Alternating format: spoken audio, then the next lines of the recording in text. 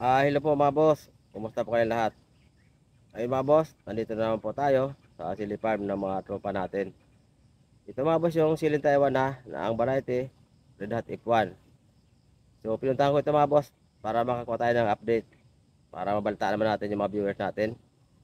Ito mga boss yung sili na palagi kong in-upload noon yung video. So matagal, halos 1 month tayong hindi nakapunta rito.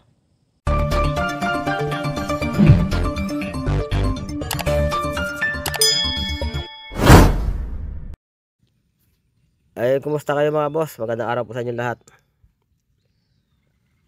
O gabi nyo man mapanood ang video ito mga boss. Kumusta kayo lahat? Ngayon mga boss, nandito tayo ulit sa silihan. Itong sili farm ng mga tropa natin. Ito nga yung siling Taiwan na ang variety. Ito yung Red Hot F1. Ito mga boss yung yung sa mga avid viewers natin. Ito yung siling lagi ko in-upload ng mga nakaraang buwan ang video. Mula pag land prep hanggang sa transplant. So na-upload natin mga boss ang video nito at saka yung ibang part ng pagpataba nila. So transplant ito mga boss ng June 10. So ngayon naman August 14. So ibig sabihin nasa 64 days na ito siya ngayon. So bumalik ako mga boss at tinignan ko itong sili na ito kung kumusta na. Halos kulang isang buwan bago tayo dito nakabalik. At ito na nga siya mga boss matindi na yung bunga Ayan marami na bunga. Kaso lang mukhang murang-mura pa ito. Kung sa 75 days baka hindi ito siya maharbisan. Medyo na-atraso mga boss yung yung pagkakuha din ng bunga. Gawa nga siguro yung sa panahon din. Dito sa amin kung minsan pagka napagtripan yung ulan halos ulan lang ng ulan. Pagka minsan naman puro naman init. Kaya yung tanim mo parang stress din. Kaya yung pagbunga niya na atrasado rin. Pero yun mga boss matindi na talaga bunga kapal na Mayroon na rin siya mga bunga na magulang sa ilalim, yung mga unang bunga. Pero yung talagang karamihan murang-mura. So mukhang hindi siya madali ng 75 days. Mukhang hindi siya maharbisan.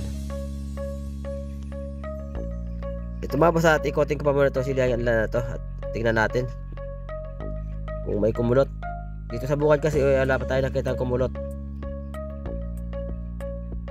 So mukhang okay naman yung pagkaalaga ng pag-spray. Yung bigay natin sa kanila ng mga brand ng mga insecticide na pang-spray. So mukhang okay naman yung mukhang nasunod naman nila yung pag-spray. Malago na rin ito mga boss nga kasi 64 days na rin. Malago na rin. Medyo matagal na tayo mga boss hindi dito nakabalik. Halos isang buwan bago tayo nakapunta ulit dito. Ngayon ito na nga siya malago na rin. Pati yung part niya dati na medyo yung medyo nabansot. Ngayon medyo lumago na rin, medyo humabol na rin Ayan malago na At marami na rin bunga.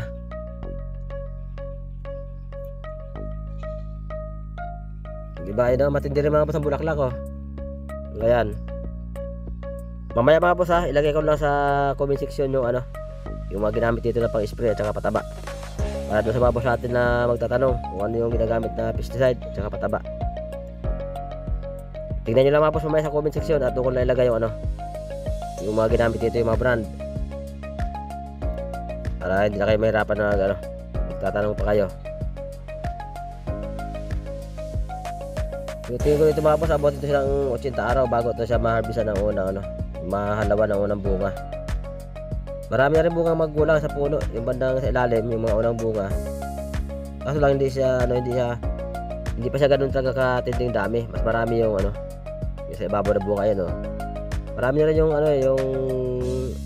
dark green.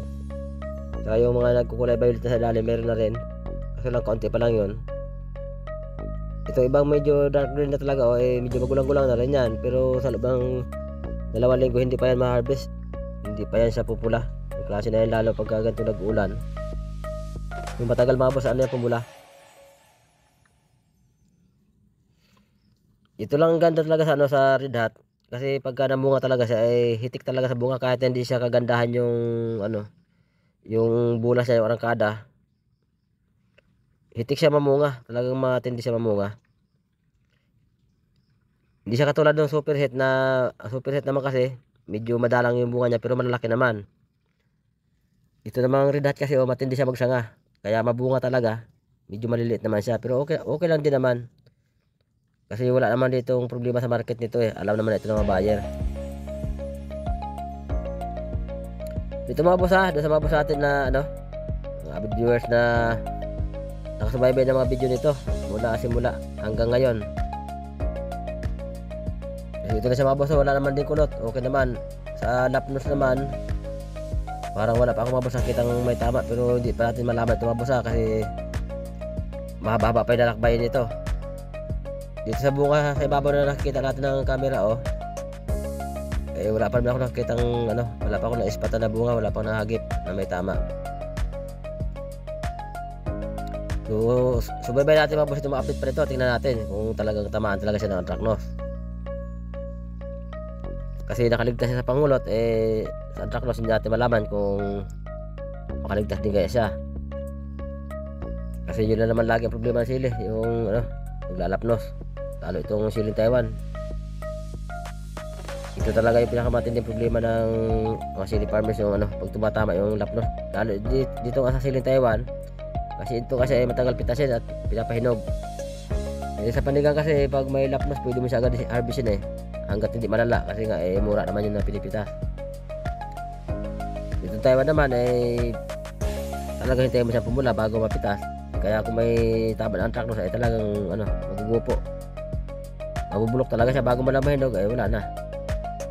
Hindi na siya may benta. Ayun mga boss oh, malaki na yung bunga oh. Dami rin bunga oh. So subaybayan nyo na mga boss yung update dito at balik-balikan natin. Tingnan natin kung talagang hindi tamaan ng ano, ng anthracnose. Ano mga boss ha, yung pataba dito nila, ano, every 15 days ang drenching ng pataba.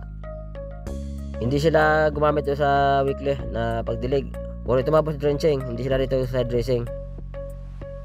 Kasi yung nga yung pinapagawa natin sa kanila, puro lang dilig. Para medyo matipid yung ano sa pataba at medyo mabilis ang ano talab. Lalo nga mahal yung pataba rin.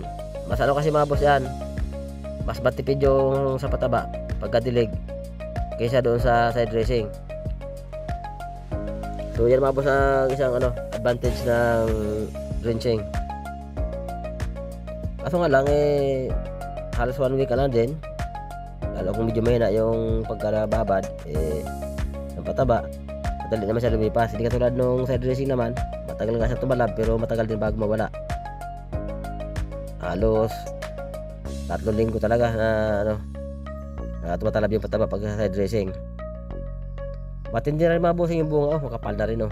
Ayan hitik na rin sa bunga talaga oh. Kaso nga lang ano pa murang mura pa talaga oh. Matindi na rin yung sanga.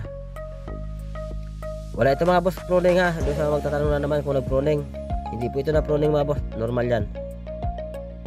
Normal yan na pasanga. Hindi kami dito nagpo-pruning ng sili. Pero may mga boss kasi tayo na nagpa-practice ng pruning. Okay naman din yun. Yung sa gusto mo pruning. Kasi yung pruning nga, isa yun sa mga pamaraan para nga yung bunga ng sili eh dumami. Kasi nga pag marami sanga, hindi natural, eh, marami rin bunga. Kaya okay rin naman, kaso kami dito, lalo na ako, ayaw na ayaw ko talaga yung ano, nagpo-pruning. Hindi ko talaga siya, ano, hindi ko type. Mas gusto ko talaga sili alagaan yung hindi siya na-pruning, yun lang normal. Ilagay ko lang mga sa comment section yung ano nito, yung mga ginamit dito na pang spray. Yung insecticide, fungicide, saka foliar, saka yung pataba. Para mga boss natin na magtatanong eh punta lang kayo mga boss sa comment section, mababasa nyo na doon. I-pin comment ko lang mga boss para hindi kayo mahirap maghanap. Eh mga boss, kaganda rin ang bunga oh. Kaso lang yung bandang gitna na part nito, yung nga yung dati na bansot na ayaw bumulas kasi nga yung lupa eh ano, kulang sa land prep. Eh nagdilig sila rito na hummus, eh medyo man naman. medyo barangkada naman siya nung matiligan na yumos. Kaso nga lang naiwan talaga siya dito sa saka itong mga lugar na magaganda yung pagkabungkal ng lupa. Ayun, tulad itong gawing side na ito, medyo malago ito, matangkad talaga. Yung sa bandang gitna naman, yun yung medyo nabansot noon. So, naiwan siya. Pero mag-aabot-abot din sa bandang hulihan mga bossing. So yan mga boss ito yung update na siling Red Hot ng mga tropa natin na lagi natin update yung video. Abangan nyo lang mga boss yung next week yung mga update pa nito. Subaybay natin mga boss kung talagang hindi ba ito tamaan ng anthracnose. So hanggang dito muna tayo mga boss. Babay muna, abangan ang next video. Bye bye.